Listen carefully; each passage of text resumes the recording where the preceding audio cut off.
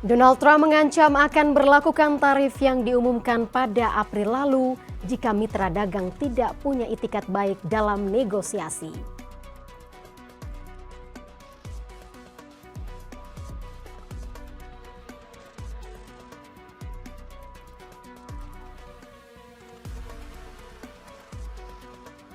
Bank Indonesia pangkas suku bunga acuan menjadi 5,50%.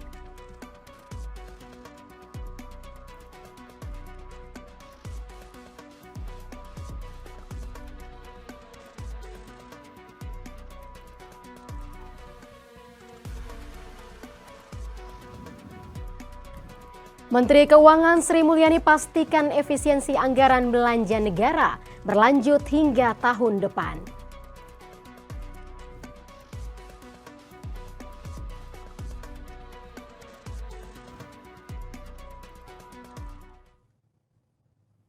Halo sahabat Kabar Bursa, apa kabar? Anda menyaksikan Kabar Bursa hari ini, edisi 21 Mei 2025, menyajikan berita terkini, informasi pilihan, serta rekomendasi saham bersama saya, Maria Rahuhalek.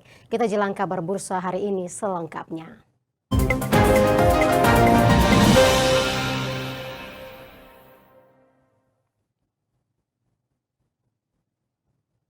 Sahabat Kabar Bursa, Presiden Amerika Serikat Donald Trump kembali mengancam negara mitra dagang terkait kebijakan tarif impor. Trump mengancam akan memberlakukan tarif yang diumumkan pada April lalu jika mitra dagang tidak punya itikat yang baik dalam bernegosiasi. Menteri Keuangan Amerika Serikat, Scott Bessent, dalam wawancaranya pada Selasa 20 Mei 2025, mengungkapkan Presiden Amerika Serikat Donald Trump akan memberlakukan tarif yang diumumkan pada 2 April lalu jika mitra dagang tidak memiliki itikat baik dalam bernegosiasi. Namun, Bessent tidak menjelaskan apa yang dimaksud bernegosiasi dengan itikat baik. Sebelumnya, Presiden Trump telah berulang kali berubah pikiran terkait kebijakan tarif impor bagi para mitra dagang, terutama pada tanggal 9 April lalu. Saat Trump menurunkan tarif terhadap sebagian besar barang impor menjadi 10% selama 90 hari. Langkah itu dilakukan oleh Trump untuk memberikan waktu mitra dagang mencapai kesepakatan tarif. Bessent juga mengatakan saat ini Amerika Serikat fokus pada 18 hubungan perdagangan. Lagi-lagi, Bessent tidak merinci mitra dagang mana saja. Ia hanya mengungkapkan kesepakatan akan bergantung pada itikat baik masing-masing mitra dagang. Untuk selanjutnya, mitra dagang akan segera diberitahukan pengenaan tarif impor yang berlaku.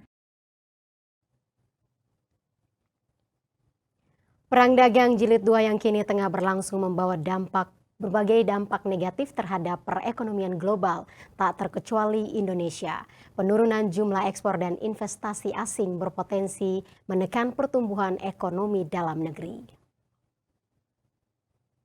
Perang dagang antara Amerika Serikat dengan Cina membuat ketidakpastian global. Pada Perang Dagang Jilid 1, banyak perusahaan multinasional yang sebelumnya menjadikan Cina sebagai basis produksi untuk pasar Amerika Serikat memindahkannya ke negara lain. Sementara pada Perang Dagang Jilid 2 ini penggunaan tarif tinggi membuat perekonomian global terguncang.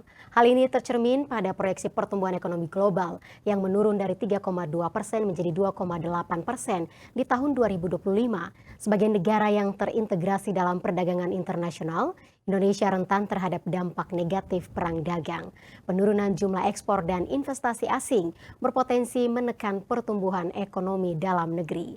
Indonesia membutuhkan strategi yang tepat untuk mengurangi dampak negatif perang dagang. Lantas apa yang harus dilakukan Indonesia? Untuk menjawabnya langsung saja kita bergabung bersama Chairman Asian Competition Institute Muhammad Syarkawi Rauf yang sudah bergabung di sambungan Zoom. Selamat sore Pak Syarkawi. Ya, selamat sore Mbak Maria, apa kabar? Ya, baik Pak Syarkawi. Ini Pak Syarkawi, kalau kita lihat dinamika perang dagang saat ini, sebenarnya apa sih dampak terburuk untuk Indonesia untuk saat ini, Pak? Jadi yang pertama ya, perang dagang sekarang ini kan sudah perang dagang jilid 2 ya. Nah, sebelumnya juga sudah ada trade war 1.0 atau perang dagang jilid pertama. Cuma memang waktu itu perang dagang hanya antara Amerika dengan China, di mana pemerintah Amerika memberlakukan tarif resiprokal yang sangat tinggi terhadap barang-barang dari China yang diekspor ke Amerika. Nah, sehingga kalau kita lihat datanya, ini dari beberapa periode sejak 2017 sampai 2024 itu memang terjadi pergeseran ya, utamanya yang berkaitan dengan import Amerika dari China menurun kalau kita lihat dari 2017 ke 2024, tetapi import Amerika dari negara seperti negara ASEAN atau Asia Selatan itu bahkan mengalami peningkatan ya. Jadi kalau dari China menurun, kemudian di kawasan lain ASEAN maupun Asia Selatan mengalami peningkatan. Nah, ini penurunan dan peningkatannya itu dalam jumlah yang sama ya, dan ini memang waktu itu negara-negara ASEAN emerging market seperti Vietnam, Thailand, termasuk Indonesia, di Asia Selatan ada Bangladesh, ini pada umumnya memperoleh benefit yang besar dari perang dagang itu karena banyak perusahaan-perusahaan multinasional yang tadinya berbasis di China memindahkan lokasi produksinya ke emerging market seperti Vietnam, Thailand, termasuk ya sedikit ke Indonesia ya. Nah, bahkan kalau kita lihat Mbak Maria, data-data perekonomian global sejak 2017 sampai sekarang, memang relokasi industri dari China akibat adanya perang dagang jilid pertama itu, satu, ada dua kelompok negara yang menerima manfaat yang berbeda ya. Kalau pertama itu adalah kelompok negara dengan labor intensive manufacture atau negara yang sektor manufakturnya itu bersifat labor intensif. Salah satunya adalah misalnya ada Vietnam, ada Thailand, ada Bangladesh, kemudian ada eh, Indonesia. Nah, negara-negara ini menerima limpahan sektor manufaktur yang keluar dari China, sektor manufaktur dengan medium to low technology yang memang mengandalkan tenaga kerja murah.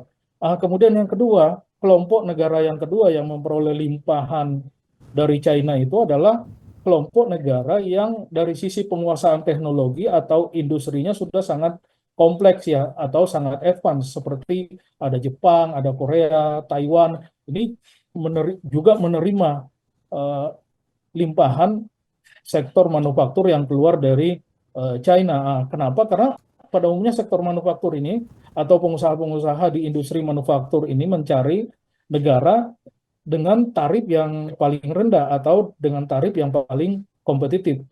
Cuma memang situasinya kalau kita lihat sekarang ini agak berbeda ya, karena hampir semua negara dikenakan tarif ekstra tinggi.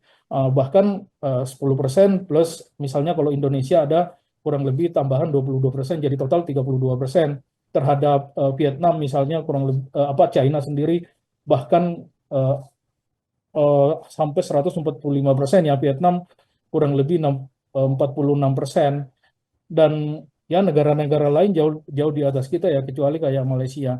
Nah, ini tidak memberikan kesempatan untuk relokasi sama seperti yang lalu. Cumanya itu adalah dari sisi perbandingan tarif kita masih jauh lebih rendah kalau ini diberlakukan kemudian oleh Trump ya, sehingga bagi Indonesia impact-nya itu secara positif kita masih bisa memperoleh limpahan dari relokasi industri yang tadinya berbasis di China sekarang mencari basis produksi yang baru misalnya di Indonesia. Cuma Mbak Maria, dampak negatifnya juga harus yang paling paling buruk bagi Indonesia itu adalah satu, ekspor China ke Amerika menurun. Otomatis China akan mencari pasar baru ya di luar Amerika. Makanya kalau kita lihat data, ketergantungan ekspor China terhadap Amerika itu memang mengalami penurunan, dan terhadap emerging market itu bahkan mengalami peningkatan. Nah, ini salah satu emerging market yang ada di situ adalah Indonesia, dan memang kalau kita lihat data-datanya, ekspor China ke Indonesia itu mengalami peningkatan termasuk ke negara-negara ASEAN yang lain. Nah, ini yang orang sering sebut banjir produk China itu yang harus diantisipasi oleh negara-negara emerging market termasuk Indonesia. Oleh sebab itu kebijakan di bidang perdagangan untuk ya bukan menutup ya, karena kalau menutup ini kita membuat tarif lagi seperti yang dilakukan oleh Amerika atau China, tetapi pemerintah harus punya strategi untuk melindungi industri manufaktur di dalam negeri sehingga tidak kalah bersaing dengan produk-produk dari China. Saya kira itu Mbak Maria. Ya, Pak Syarkawi, ini kalau kita lihat juga mengapa Indonesia ini rentan sekali terhadap dampak negatif dari perang dagang meskipun ya kita tidak terlibat langsung di dalam konflik tersebut. Pak, apa analisis Anda terkait ini? Jadi kenapa Indonesia sangat rentan ya? Satu, kita saya kira sejak 20 tahun terakhir ya, kita mengalami apa yang disebut dengan proses deindustrialisasi ya, di mana kontribusi sektor manufaktur kita terhadap GDP itu terus-menerus mengalami penurunan. Nah, deindustrialisasi ini bermakna sektor manufaktur kita tidak mengalami pertumbuhan, bahkan merosot ya. Nah, kalau ada limpahan barang-barang dari China yang tadinya diekspor ke Amerika, sekarang mencari pasar baru ke negara-negara emerging market. Nah, ini membuat Indonesia itu sangat rentan ya terhadap banjir produk-produk dari China ya. Dan ini bisa semakin mempercepat proses deindustrialisasi yang ada di Indonesia, semakin membuat sektor manufaktur kita terpuruk ya.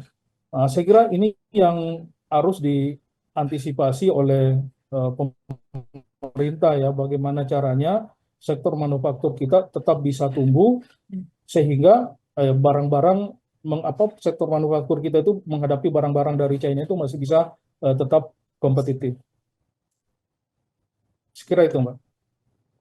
Nah, apa saja sih Pak peluang yang bisa diambil dari perang dagang ini? Mungkinkah kita menjalin kerjasama yang baru misalnya dalam sektor ekspor dan impor, Pak? Ya, pertama ya, bagi Indonesia peluang kita itu satu, yang terjadi dengan China akibat adanya perang dagang itu adalah adanya gangguan yang disebut dengan supply chain ya. Jadi global supply chain antara Amerika, China relatif terganggu ya. Apalagi sebelumnya banyak industri yang berbasis di Amerika relokasi ke China atau dari negara lain relokasi ke China kemudian ekspor ke Amerika. Nah, bagi kita di Indonesia, nah peluangnya adalah kita menerima limpahan sektor manufaktur itu dalam dua konteks ya. Satu yang dikenal dengan intra-industry trade atau perdagangan di dalam industri yang sama, dan ini bisa kita lakukan untuk utamanya sektor manufaktur otomotif ya. Misalnya China konsen di produk otomotif mobil listrik, ada BYD, kemudian ada produk yang lain yang juga expand ke berbagai negara. Mungkin assemblingnya ada di China, produksi mesinnya ada di China, tetapi di Indonesia itu karena kita unggul di natural resource untuk nikel, nah mungkin produksi baterai listriknya itu dilakukan di Indonesia, nah nanti jadi mobilnya mungkin di China sendiri, baru ekspor ke berbagai negara. Nah ini kita berada dalam global supply chain untuk produk otomotif atau produk mobil listrik ya, dan saya kira ini bisa dilakukan. Kemudian yang kedua, inter-industry trade, jadi perdagangan dalam industri yang berbeda. Kita juga bisa melakukan hal yang sama dengan China. Kenapa? Karena apa yang dihasilkan sektor manufaktur China itu berbeda dengan apa yang kita hasilkan ya. Ekspor kita pun juga sangat berbeda dibanding ekspor China ya. China sudah bergeser ke produk manufaktur yang diekspor itu adalah manufaktur dengan teknologi medium to advanced teknologi ya. Sementara kalau kita lihat datanya di kita, misalnya ekspor utama kita ke ke Amerika itu masih mengandalkan misalnya ada mesin dan perlengkapan elektronik. Itu yang paling gede. Tapi yang lain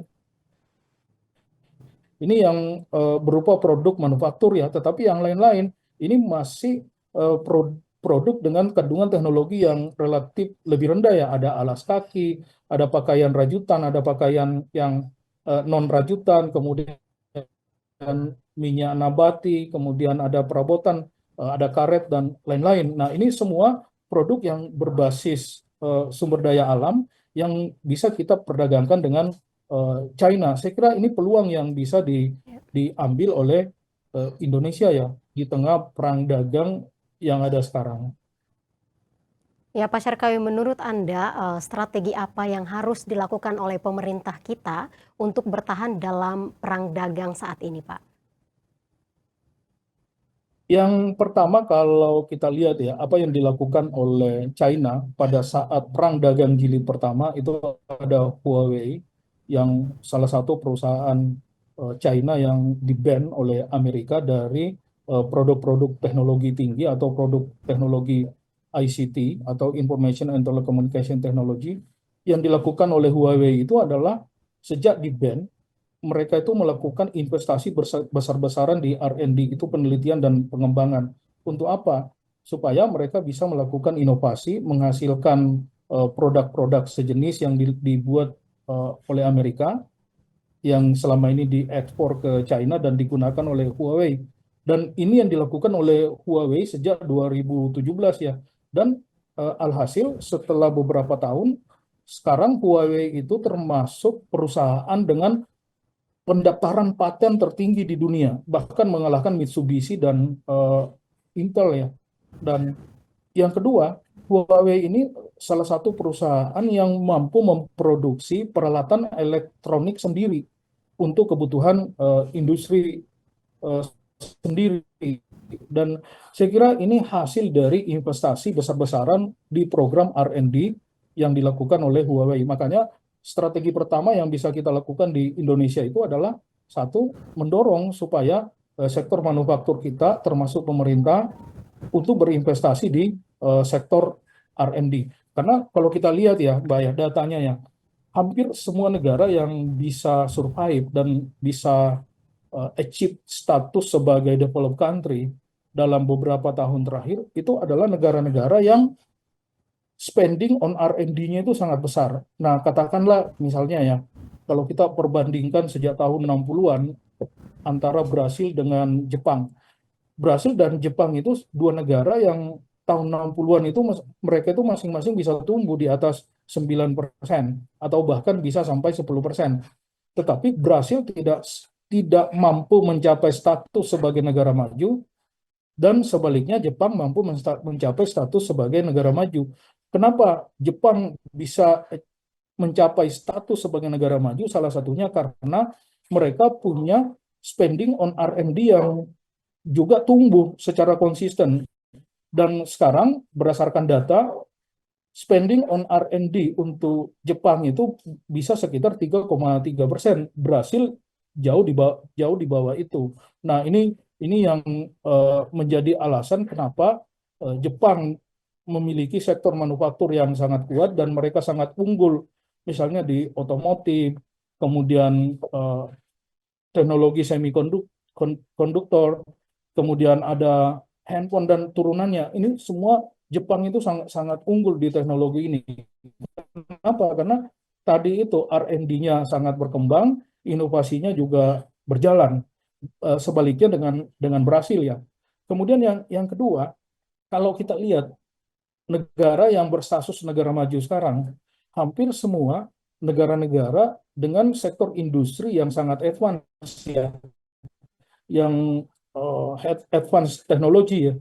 Misalnya Amerika itu persentase pengeluaran R&D terhadap GDP-nya itu sampai 3,5%.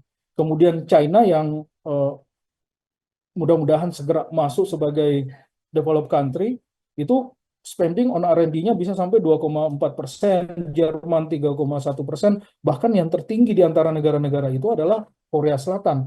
Spending on R&D-nya itu bisa sekitar 9%. Kita di Indonesia itu jauh di bawah mereka ya. Indonesia itu hanya kurang lebih 0,3% terhadap GDP. Kita masih kalah dari Thailand yang 1,2%, kemudian Malaysia 1% terhadap GDP. Nah, yang unik ini spending on R&D Indonesia itu sebenarnya mirip-mirip Vietnam. Vietnam itu hanya 0,4%. Nah, tapi kok kenapa Vietnam ekspornya lebih maju dibanding Indonesia? Salah satunya karena Vietnam itu bisa memanfaatkan trade war 1.0 yang jilid pertama, menerima limpahan atau menerima relokasi industri dari China ke Vietnam. Salah satunya karena birokrasinya lebih efisien, kemudian pemerintahnya benar-benar memfasilitasi sektor manufaktur untuk berinvestasi. Nah, saya kira buat kita di Indonesia tidak ada cara lain satu tuh Mbak, kita harus benar-benar spending on R&D dalam jumlah yang relatif besar ya. Kemudian yang kedua, kita harus mendorong supaya akuisisi teknologi manufaktur yang lebih advance itu berjalan. Sektor manufaktur kita di Indonesia itu masih medium to low technology. Nah, kita sudah harus transform industri kita dari sektor manufaktur yang mengandalkan teknologi menengah menjadi sektor manufaktur yang memanfaatkan teknologi tinggi. Nah, seperti adaptasi artificial intelligence, robotik, automation, kemudian bagaimana pemanfaatan big data ya untuk sektor manufaktur. Kemudian yang lain yang bisa kita lakukan adalah mendorong supaya Indonesia ini punya yang namanya global technology hub. Kita ini lagi-lagi belum punya ya.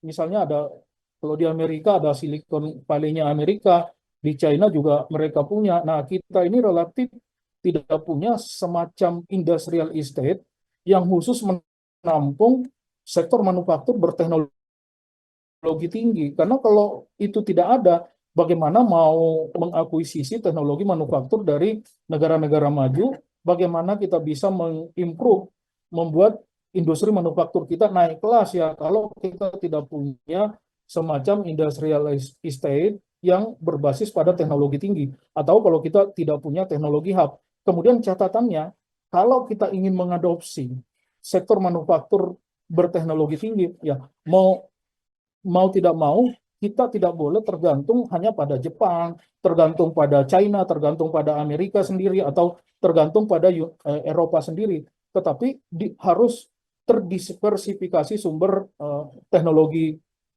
itu, sehingga teknologi hub yang ada di kita atau industrial estate berteknologi tinggi yang ada di kita itu harus menampung industri manufaktur dari berbagai negara. Nah, strategi ini yang dilakukan oleh Korea, yang dilakukan oleh Jepang pada masa-masa awal pengembangan ekonominya, dan bahkan juga sekarang dilakukan oleh China, meniru habis apa yang dilakukan Amerika atau mengadop teknologi manufaktur yang ada di Amerika, kemudian ya seolah-olah menjadi teknologi manufaktur milik China.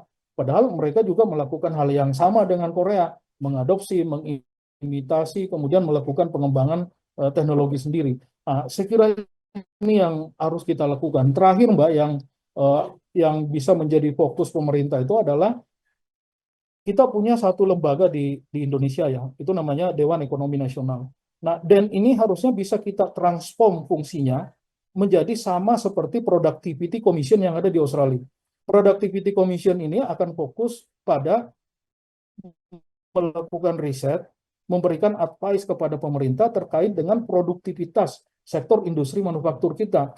Nah, memberikan masukan langsung kepada Presiden terkait dengan efisiensi di industri manufaktur itu. Dan saya kira Australia dengan lembaga ini, mereka fokus di peningkatan produktivitas manufaktur, dan alhasil dalam jangka menengah panjang, total productivity growth atau pertumbuhan produktivitas dalam perekonomian Australia itu meningkat sangat signifikan. Karena jangan lupa Mbak, ada peraih hadiah Nobel Ekonomi tahun 2018 itu Paul Romer. Dia menyebutkan ada yang namanya endogenous theory, growth theory, atau teori pertumbuhan endogen. atau model pertumbuhan endogen, indigenous growth model. Nah, indigenous growth model itu Paul Romer, dia menyebut bahwa kalau suatu negara mau tumbuh dalam jangka panjang dan tinggi, sustain, berkelanjutan, maka negara itu harus mampu mengandalkan kemampuan teknologi yang ada di dalam negara yang bersangkutan. Nah, kalau seperti itu ceritanya, maka mau tidak mau productivity growth kita harus tumbuh bersumber dari efisiensi yang kita lakukan, bersumber dari inovasi, kapasitas inovasi di dalam negeri, bersumber dari kapasitas R&D yang kita lakukan di dalam negeri. Saya kira ini yang bisa dilakukan oleh Pak Prabowo ya dalam jangka pendek, sehingga Dewan Ekonomi Nasional kita itu ya punya fungsi tambahan ya.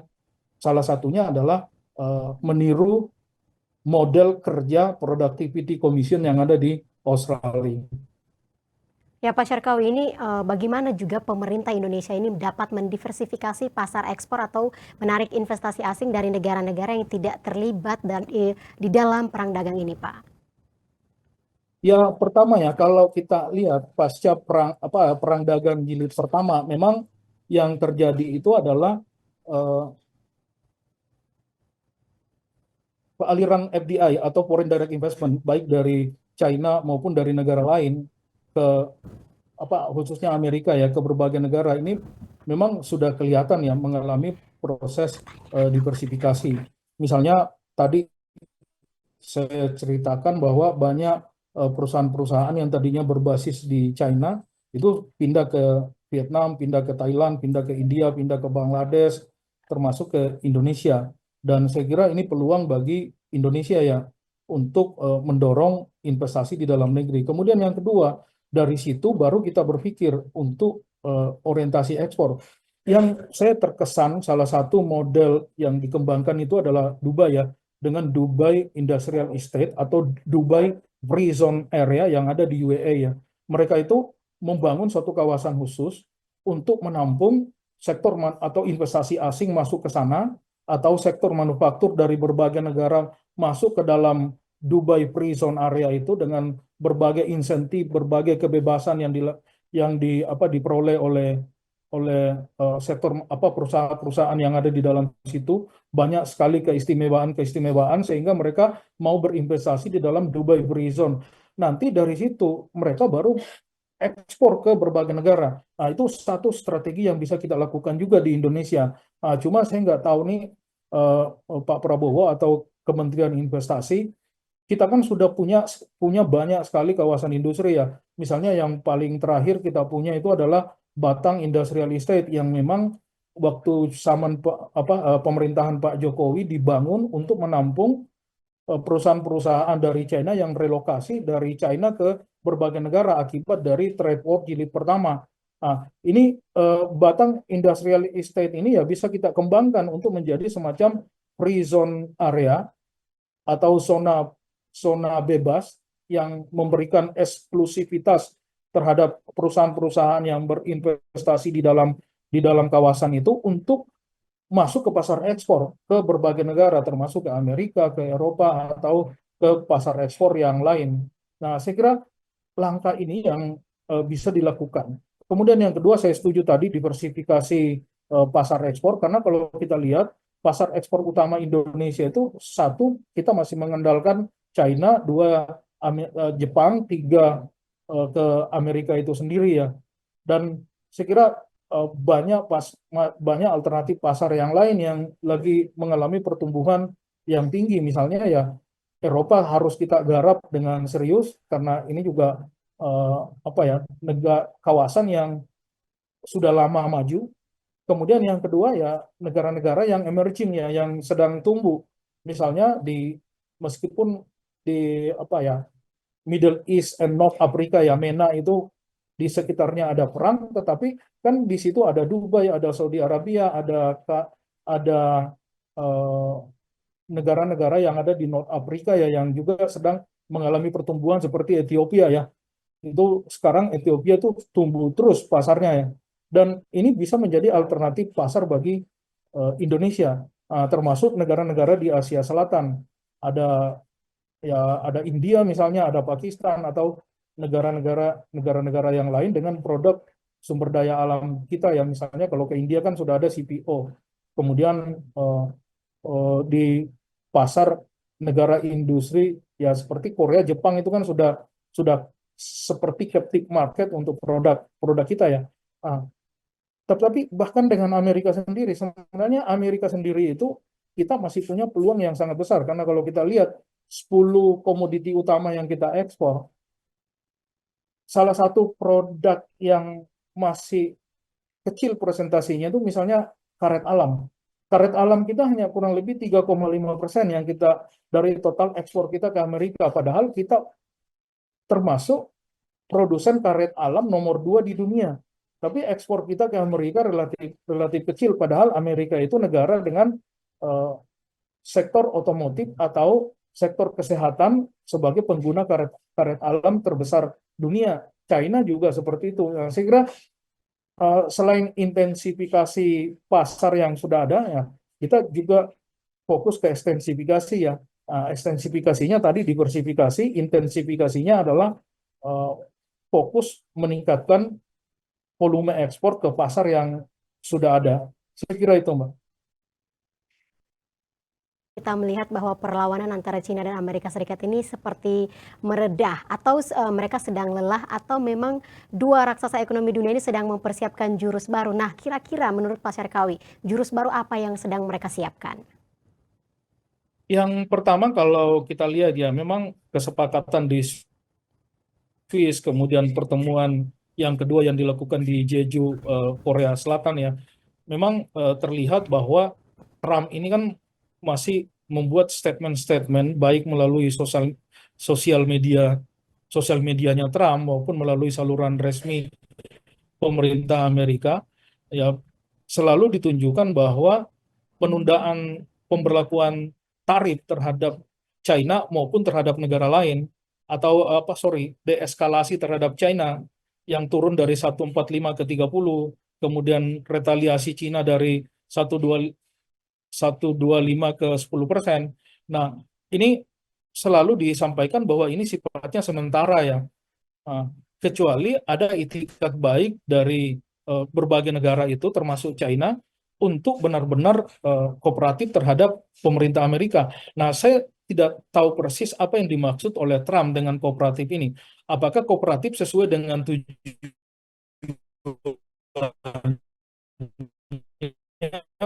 untuk memberi sama yang sekarang ini 295 miliar dolar atau dengan Indonesia yang sekarang defisitnya itu kurang lebih 18 miliar dolar atau dengan negara yang lain. Nah, kalau ini yang dimaksud oleh Trump sebagai punya itikat baik atau tidak punya itikat baik, nah, ini akan membuat perang dagang ini akan berkepanjangan atau membuat ketidakpastian perekonomian dunia ini menjadi berkepanjangan kalau dia harus seimbang ya dalam konteks neraca perdagangan.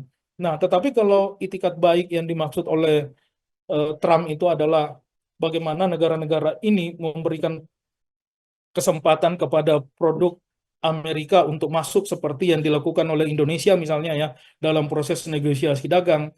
Tim negosiasi Indonesia ke Amerika itu kan memberikan alternatif, salah satunya misalnya untuk membuat keseimbangan neraca perdagangan Indonesia dengan Amerika. Yang dilakukan itu adalah uh, mengimpor lebih banyak misalnya produk minyak dan gas dari Amerika yang selama ini kita impor dari negara ketiga ya atau negara yang lain.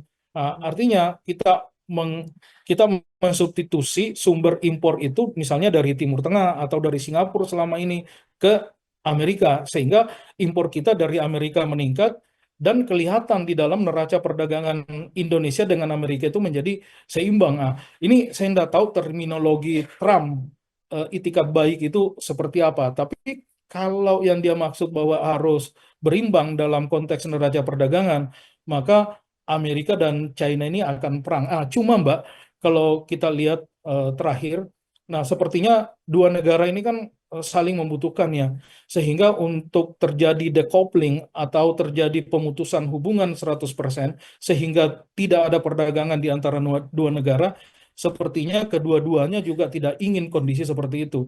Sehingga ya kemarin ada kesepakatan untuk deeskalasi terhadap perdagangannya. Kemudian yang kedua, mungkin yang diinginkan Trump itu, karena kalau kita lihat ya Partai Republik ini kan partai yang konsen terhadap eh, kelompok kaya ya, konsen terhadap aspirasi ya, kelompok menengah atas lah. Bagaimana kelompok menengah atas ini bisa bisa spending. Dan yang kedua, bahkan Trump beberapa kali mengumumkan kebijakan tarif itu mengundang juga kelompok buruh yang sebenarnya selama ini Partai Republik tidak begitu konsen dalam isu-isu itu ya. Tapi dalam pengumuman Trump terhadap tarif itu juga mengundang kelompok kelompok buruh. Mungkin salah satu yang diinginkan Trump itu adalah bagaimana sektor manufaktur Amerika itu great again. Great again itu maksudnya apa? Sektor manufaktur Amerika yang tadinya produksi di negara lain, kemudian diekspor ke Amerika, sekarang kenapa tidak produksinya itu dilakukan di Amerika sendiri, sehingga employment atau kesempatan kerja di sektor manufaktur Amerika itu bisa tumbuh lagi. Kemudian hal ini bisa membantu Trump untuk mengurangi jumlah pengangguran di sana ya. Uh, Kalau ini yang dia maksud, ya harusnya ini masih bisa dinegosiasikan antara China dengan Amerika ataupun Amerika dengan negara-negara yang lain. Ya, Saya Pak kira itu, Syarkawi Mbak. ini, ya, Pak Syarkawi ini kita bahas terkait ekonomi domestik kita dalam rapat Dewan Gubernur yang diselenggarakan pada tanggal 20 hingga 21 Mei. Bank Indonesia itu menurunkan suku bunga sebesar 0,25%. Nah, apakah ini merupakan langkah yang tepat dan apa impactful-nya untuk geliat ekonomi kita, Pak? Yang pertama ya, suku bunga acuan bagi pasar uang itu sangat penting ya. Suku bunga acuan atau suku bunga kebijakan moneter BI itu sangat penting bagi sektor perbankan kita, karena ini menjadi standar di dalam menetapkan suku bunga kredit. Kalau hari ini Bank Indonesia menetapkan untuk menurunkan suku bunga acuan dari 5,75% menjadi 5,5%, artinya ada penurunan kurang lebih 0,25%. Ini memberikan signal ke pasar bahwa asesmen dari Bank Indonesia terhadap kondisi perekonomian global dan kondisi perekonomian domestik itu sudah sangat baik ya. Artinya perekonomian global ini sudah relatif eh, menurut BI stabil, sehingga ini ada kesempatan untuk menurunkan suku bunga acuan. Kemudian yang kedua, dari sisi inflasi inflasi domestik kita juga relatif rendah, baik core inflation maupun consumer price index inflation atau CPI inflation. Nah, ini memberi ruang bagi Bank Sentral, Bank Indonesia untuk menurunkan bunga acuan. Kemudian yang ketiga yang kita lihat teorinya itu secara makro, dari sisi kebijakan makro kita kan instrumennya paling tidak ada dua. Satu, monetary policy, yang kedua adalah fiscal policy. Nah, kalau kita lihat pengumuman BPS dalam 2 minggu atau seminggu atau bahkan 2 minggu terakhir, proyeksi pertumbuhan ekonomi kita itu kurang lebih 4,87% di kuartal pertama. Ini menurun dibandingkan dengan pertumbuhan ekonomi kita di kuartal sebelumnya yang masih 5, sekian persen. Kemudian yang kedua, kalau kita lihat rilis dari IMF menyebutkan bahwa proyeksi pertumbuhan ekonomi Indonesia untuk tahun 2025 itu menurun dari 5,1% menjadi kurang lebih 4,7%. Ini semuanya mengalami pelambatan. Nah, kalau ini mengalami pelambatan, berarti kita harus membooster ekonomi kita dengan kebijakan makro. Yang pertama, kebijakan makro dari sisi fiscal policy. Kalau kita lihat kemarin, apa yang disampaikan oleh Ibu Sri Mulyani ke publik, bahwa efisiensi anggaran itu masih akan terus berlanjut dalam beberapa tahun ke depan, termasuk untuk penetapan anggaran tahun 2026 yang akan datang. Ini menunjukkan bahwa stimulus fiskal itu di berbagai sektor itu akan benar-benar fokus ke sektor-sektor tertentu ya. Artinya tidak semua kegiatan yang dibiayai oleh APBN itu bisa menjadi stimulan ya, karena misalnya untuk hotel dan restoran itu kan biasanya stimulannya dari pertemuan-pertemuan yang dilakukan oleh pemerintah daerah, baik kabupaten, provinsi maupun yang dilakukan oleh pemerintah pusat. Nah, ini benar-benar terfokus dan saya kira aturan defisit fiskalnya pun tidak mengalami perubahan. Nah, ini artinya tidak ada ekspansi di fiskal, sementara di sisi lain pertumbuhan kita menurun. Ini harus di booster ya, harus ada pendorongnya. Berarti pendorongnya ini harus bersumber dari monetary policy.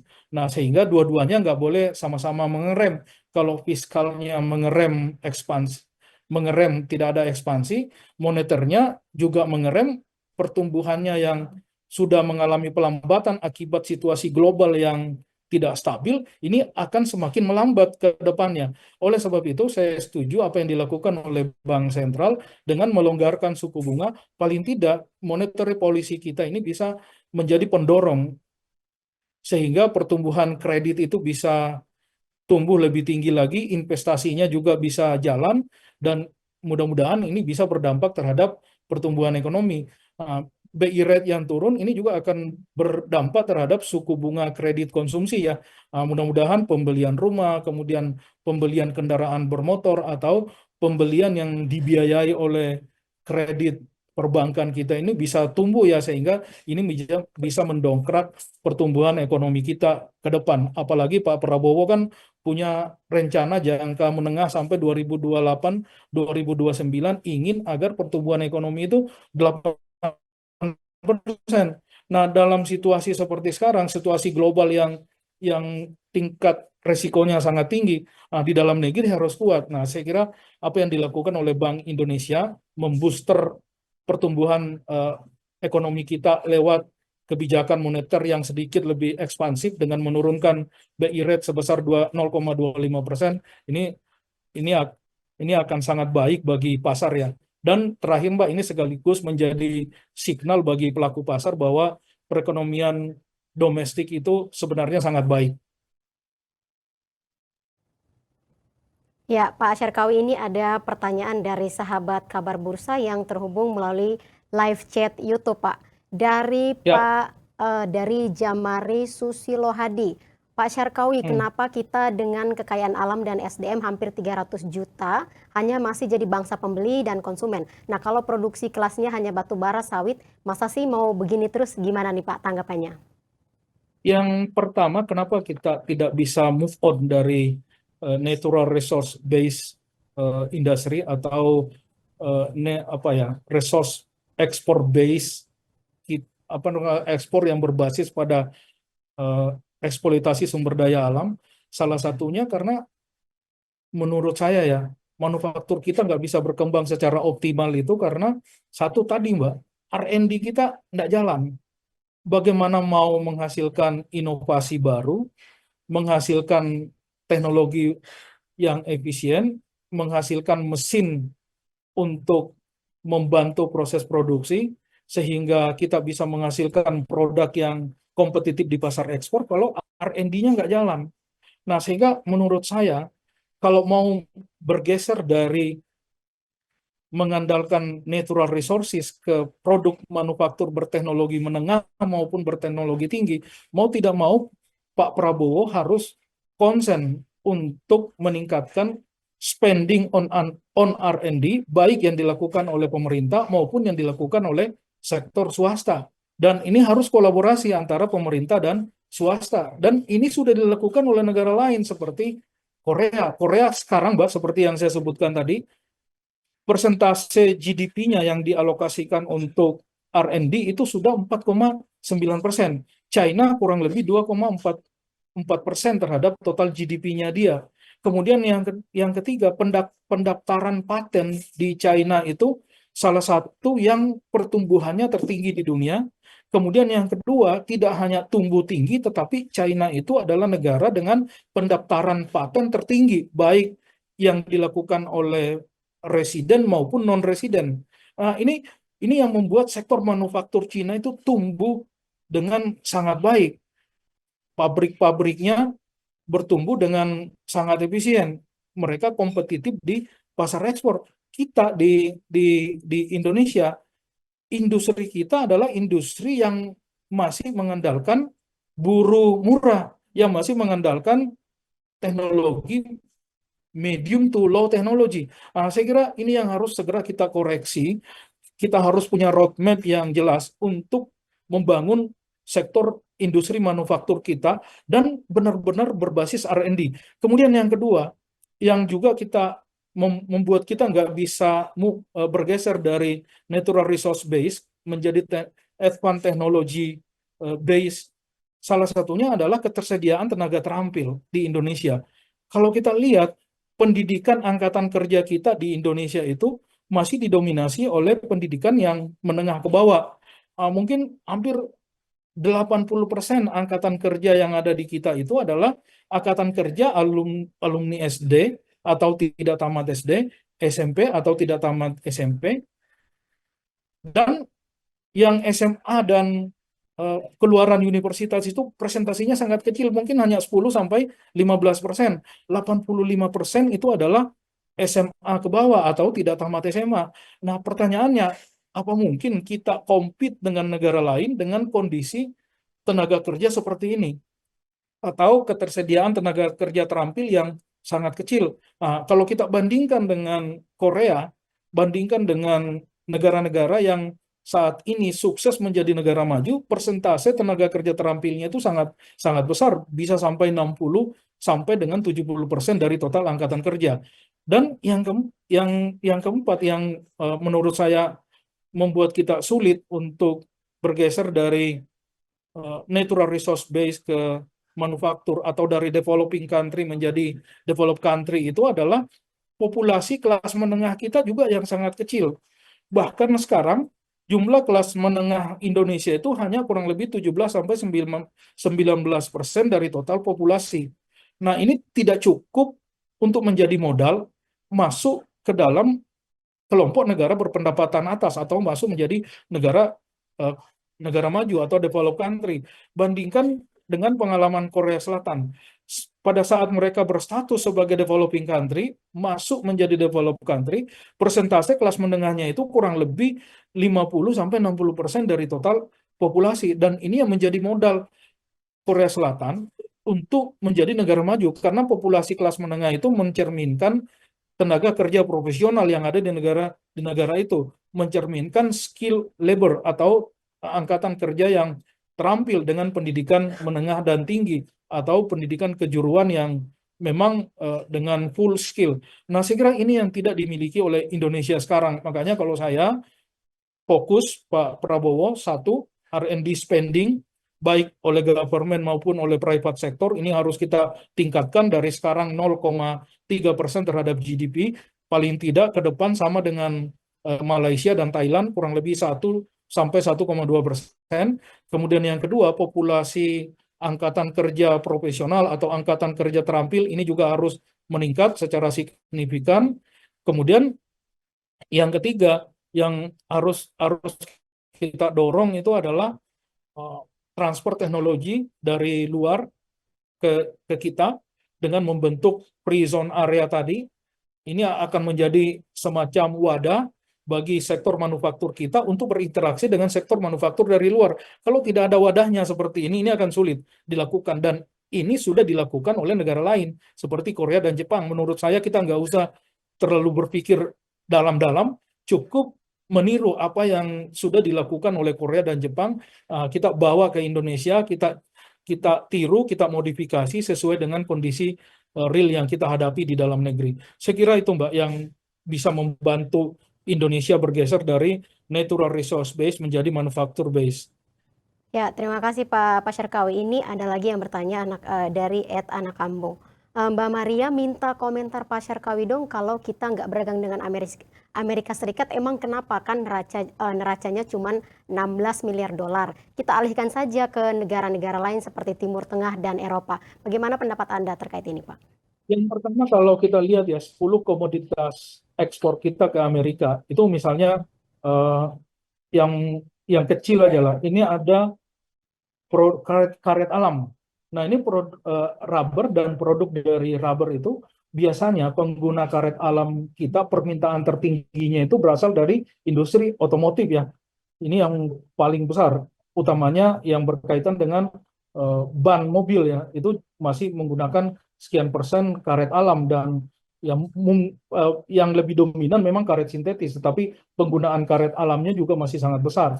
Nah, kalau kita lihat negara-negara dengan sektor otomotif yang paling maju ya masih Jepang tertinggi di dunia, kemudian ada Amerika, kemudian yang terakhir China ya. Mungkin China sekarang sudah bisa menyalip Jepang dan Amerika ya sebagai produsen otomotif. Kemudian yang keempat ada Jerman, yang kelima ya ada Perancis, Inggris. Nah, ini kan negara-negara yang mampu membangun industri otomotifnya dan mereka ini adalah berarti juga pengguna karet alam terbesar di dunia. Nah, kemudian yang kedua, pengguna karet alam itu kan salah satunya industri kesehatan. Nah, negara dengan industri kesehatan yang paling maju lagi-lagi ya masih ada Amerika, kemudian Jepang, ada Korea, ada Jerman. Nah, ini baru China. Artinya untuk mendiversifikasi ekspor karet alam ini di luar negara-negara ini pasti agak sulit ya. Kenapa? Karena memang negara ini sebagai pengguna karet alam, apalagi Amerika ya. Mungkin kalau misalnya udahlah kita nggak usah ekspor karet alam ke Amerika, kita cukup ekspor ke China, Jepang maupun ke Eropa. Nah, menurut saya ini juga kerugian buat Indonesia ya. Justru yang harus kita lakukan adalah mencari strategi sehingga ekspor karet alam ke Amerika itu yang sekarang masih kurang lebih 5,4% dari total ekspor kita ke Amerika ini bisa meningkat ya, dari 5,4 menjadi misalnya 10%, atau mungkin ini harus yang tertinggi harusnya karena kita produsen karet alam nomor 2 terbesar di dunia.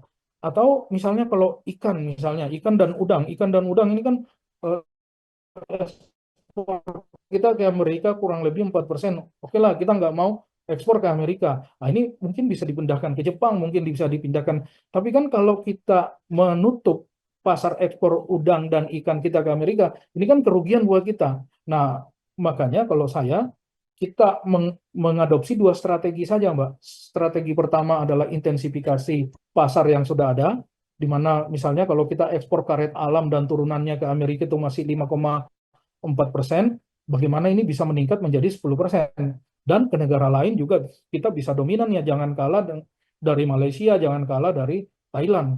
Kemudian yang kedua, untuk mendiversifikasi pasar, nah kita pakai ya ekstensifikasi strategi ya, artinya kita mendiversifikasi pasar ekspor kita ke negara-negara yang lain.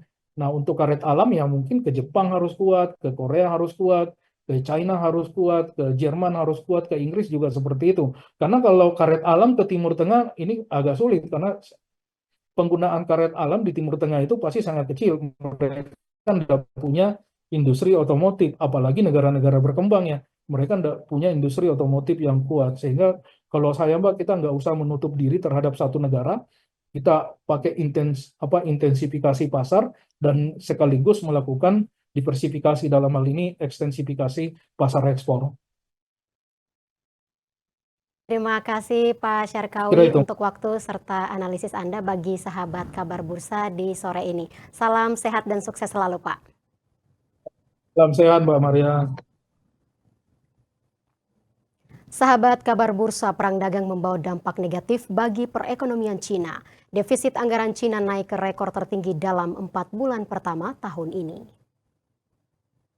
Defisit anggaran Cina mencatatkan rekor tertinggi pada awal 2025 ini. Defisit didorong penyaluran stimulus perekonomian secara besar-besaran. Berdasarkan data yang dirilis Kementerian Keuangan Cina pada Rabu 21 Mei 2025, defisit fiskal melebar menjadi 2,65 triliun yuan atau sekitar setara dengan 367 miliar dolar Amerika pada periode Januari hingga April 2025.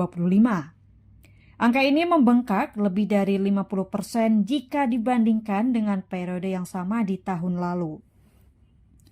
Lonjakan defisit anggaran ini menggambarkan kondisi pemerintah Cina yang terus merealisasikan stimulus fiskal untuk mendorong konsumsi domestik.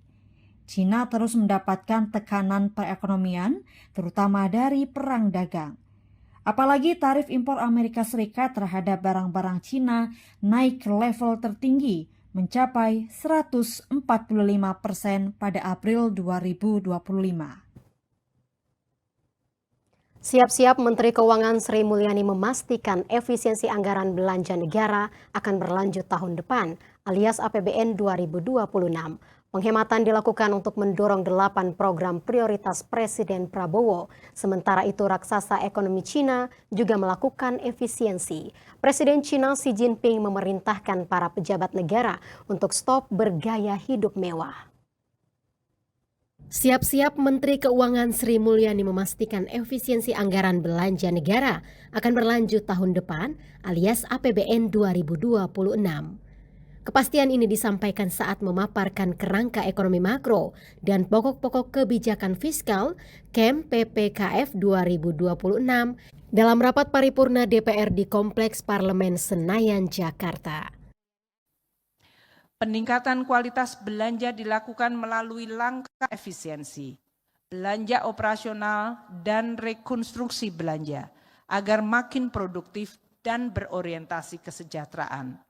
Program unggulan nasional seperti makan bergizi gratis, pembangunan sekolah rakyat, pembangunan sekolah unggulan, pembangunan lumbung pangan, koperasi desa dan kelurahan merah putih akan didukung melalui instrumen belanja yang efektif. Kebijakan subsidi energi dan non-energi terus disempurnakan agar semakin tepat sasaran, selaras dengan perbaikan akurasi data bagi program perlindungan sosial dan perbaikan mekanisme penyaluran bansos. Pemerintah akan memperbaiki sinergi dan harmonisasi kebijakan pusat dan daerah untuk meningkatkan kualitas belanja di daerah agar lebih produktif, perbaikan kualitas layanan publik dan penguatan kemandirian daerah. Melalui penguatan kualitas belanja tersebut, belanja negara pada tahun 2026 dialokasikan pada kisaran 14,19% hingga 14,75% dari PDB. Menkeu juga memastikan pemerintah akan tetap selektif dalam APBN 2026, di mana APBN akan diprioritaskan untuk bidang-bidang tertentu yang perlu mendapatkan afirmasi, khususnya 8 program prioritas Presiden Prabowo. Menkeu menilai KEM PPKF telah disusun dengan mempertimbangkan berbagai dinamika global saat ini. Kementerian Keuangan akan memonitor berbagai langkah efisiensi dalam penyusunan RAPBN 2026 dengan mengevaluasi realisasi tahun ini. Panasnya persaingan ekonomi global ikut mendorong sang raksasa ekonomi, Cina melakukan efisiensi. Presiden Xi Jinping perintahkan para pejabatnya berhemat dan tidak bergaya hidup mewah. Di tengah upaya pemulihan ekonomi, Xi Jinping menyerukan para pejabat negara menghindari pemborosan, terutama untuk pengeluaran seperti rokok, minuman beralkohol, jamuan makan, hingga perjalanan dinas mewah. Pemborosan itu memalukan, hidup hemat adalah kehormatan. Slogan kampanye Xi Jinping untuk menertibkan aksi flexing atau pamer kekayaan yang dinilai menjadi pemicu utama potensi korupsi dalam birokrasi.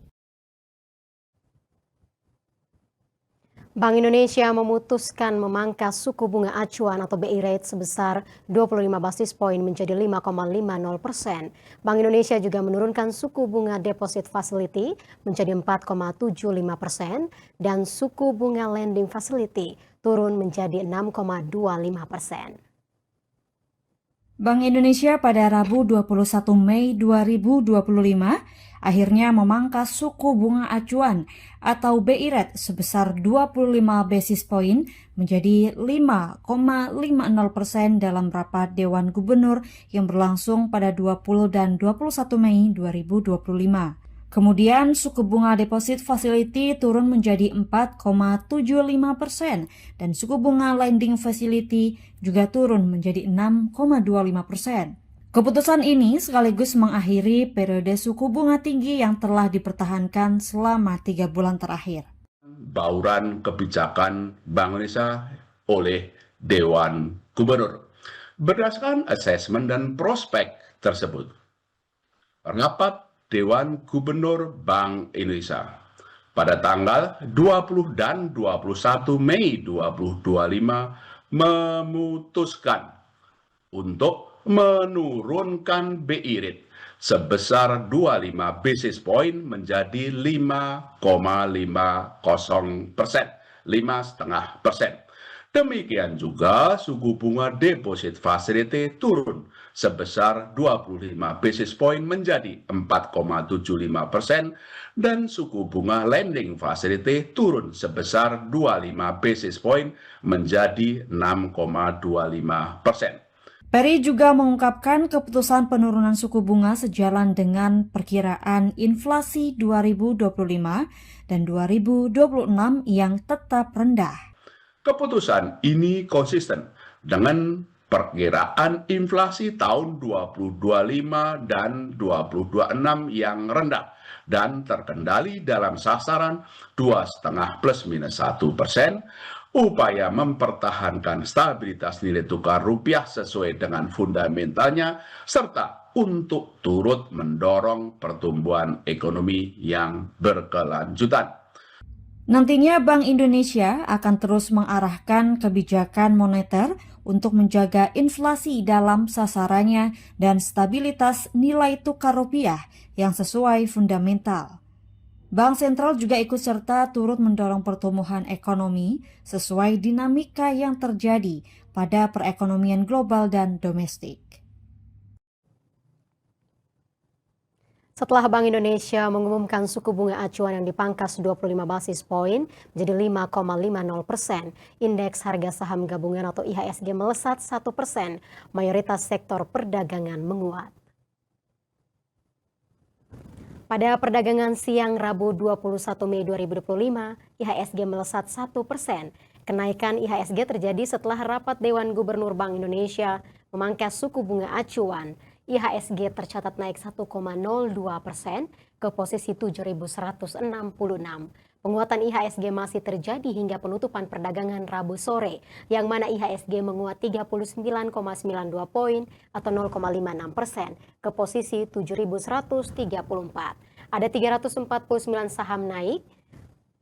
Ada 349 saham naik harga, 270 saham turun harga, dan 190 saham tidak bergerak. 8 indeks sektoral menguat menopang kenaikan IHSG, sementara 3 indeks sektoral lainnya masuk zona merah. Indeks sektoral dengan kenaikan terbesar adalah sektor barang baku yang naik 2,29%, sedangkan indeks sektoral yang melemah adalah sektor teknologi yang turun 2,35%.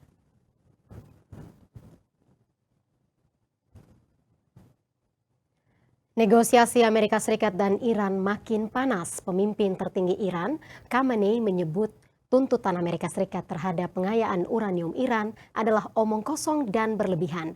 Iran memastikan akan terus memperkaya uranium dengan atau tanpa kesepakatan dengan Amerika Serikat. Alotnya negosiasi nuklir Amerika Serikat dan Iran memicu pelemahan harga minyak global. Pernyataan keras Khamenei memicu keraguan pasar akan prospek pelonggaran sanksi terhadap Iran. Negosiasi Washington dan Teheran makin goyah.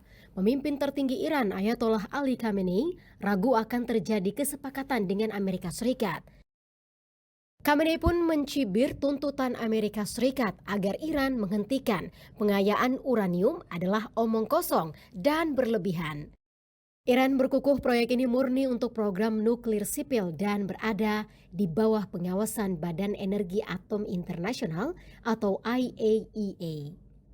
Sedangkan negosiator Amerika Serikat Steve Witkoff menegaskan Amerika Serikat tidak akan mengizinkan 1% pun pengayaan uranium Iran, bahkan menjuluknya sebagai program garis merah.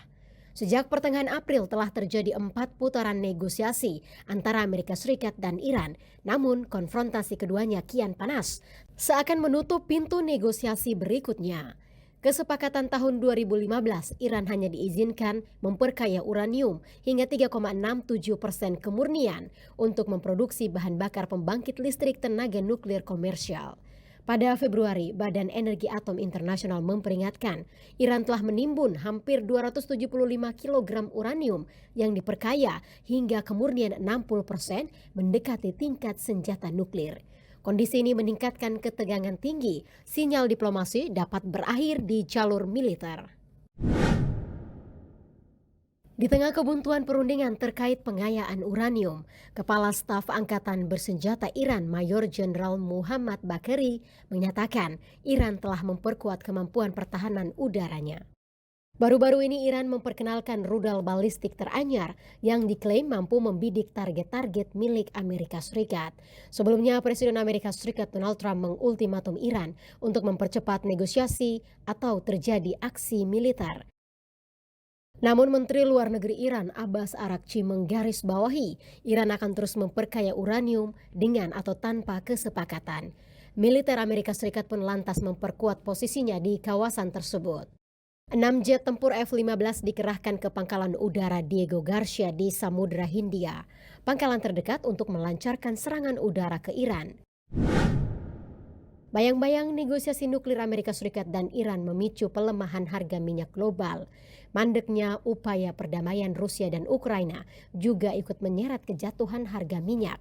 Harga minyak mentah Brent turun tipis 16 sen atau 0,2% ke posisi 65,38 dolar Amerika per barrel.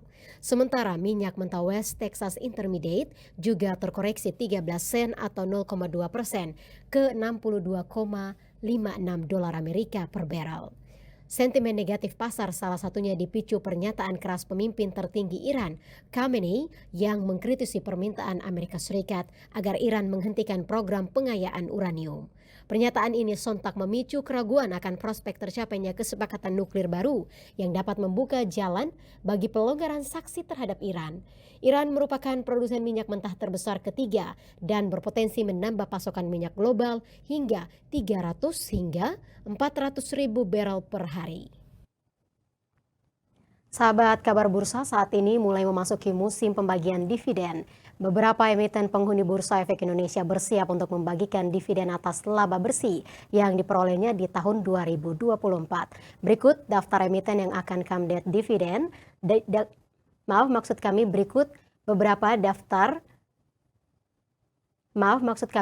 beberapa daftar emiten yang akan comeback saham dividen pada pekan ini dan daftar emiten yang siap mencarikan dividen pada investor dalam pekan ini.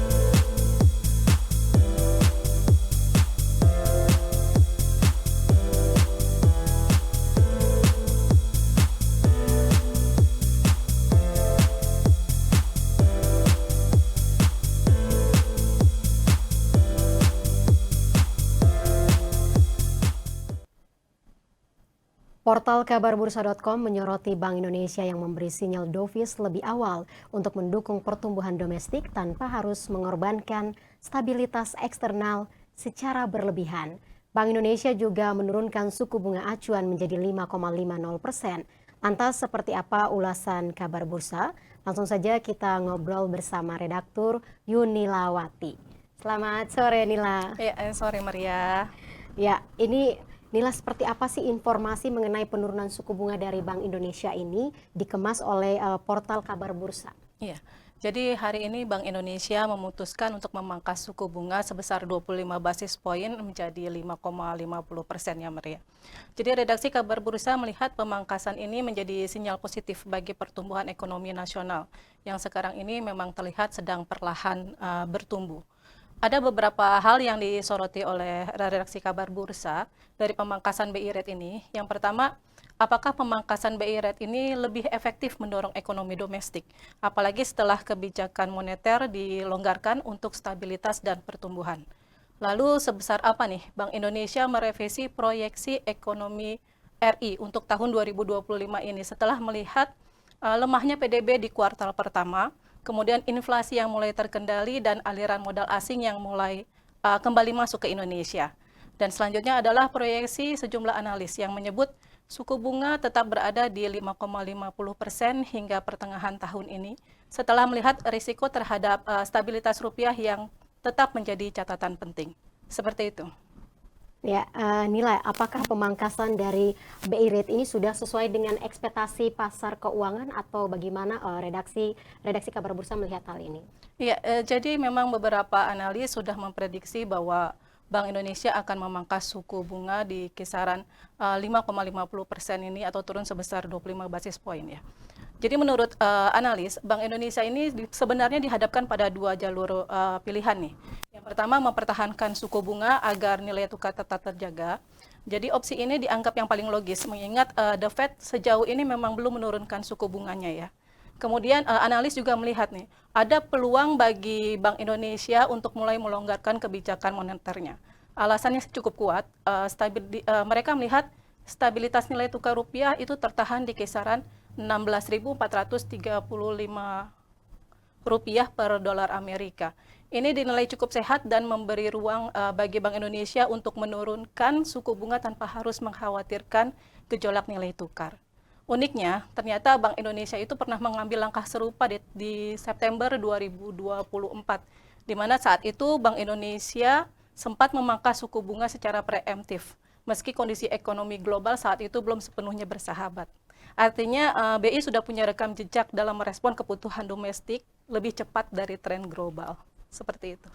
Oke, Nila, selain informasi mengenai penurunan suku bunga acuan tadi, untuk sepanjang hari ini informasi apa yang paling banyak dicari oleh pembaca portal kita? Untuk hari ini, redaksi melihat berita tentang BRMS resmi garap tambang emas Palu, target produksi 2027. Jadi redaksi melihat banyak investor menilai emiten ini menjadi salah satu emiten sektor emas yang kurang menarik dibandingkan dengan emiten-emiten sejenisnya ya. Namun tambang yang tengah digarap oleh BRMS ini diproyeksikan memiliki usia operasional yang cukup panjang, yaitu 17 tahun, dan diharapkan mampu menghasilkan sekitar 2,8 juta ons emas dan lebih dari 6 juta ons perak. Jadi kira-kira ke depannya apakah BRMS bisa semenarik emiten-emiten pesaingnya atau lebih jauh dari itu lewat tambang emasnya? Tunggu perkembangan menariknya di portal kabarbursa.com. Ya, untuk sahabat kabar bursa ingin mengetahui lebih lanjut terkait informasi yang baru saja kami bahas, bisa buka dan baca selengkapnya di portal berita kabarbursa.com. Baik, terima kasih Nila untuk waktunya. Sama-sama Selamat Maria. bertugas kembali. Terima kasih. Presiden Amerika Serikat Donald Trump resmi mengumumkan proyek ambisius sistem pertahanan rudal Golden Dome, digadang-gadang sebagai perisai mutakhir untuk melindungi Amerika Serikat dari berbagai bentuk serangan misil. Sementara mata dunia kini menuju pada jet tempur J-10C buatan Cina. Di tengah konflik India dan Pakistan, Jitensi keluar sebagai primadona pasca menembak jatuh jet Rafale India buatan Prancis. Dan kini China siap merebut pasar Amerika Serikat dan Israel di bidang pertahanan. Presiden Amerika Serikat Donald Trump resmi mengumumkan rencana ambisius sistem pertahanan rudal Golden Dome, perisai mutakhir untuk melindungi Amerika Serikat dari berbagai bentuk serangan misil.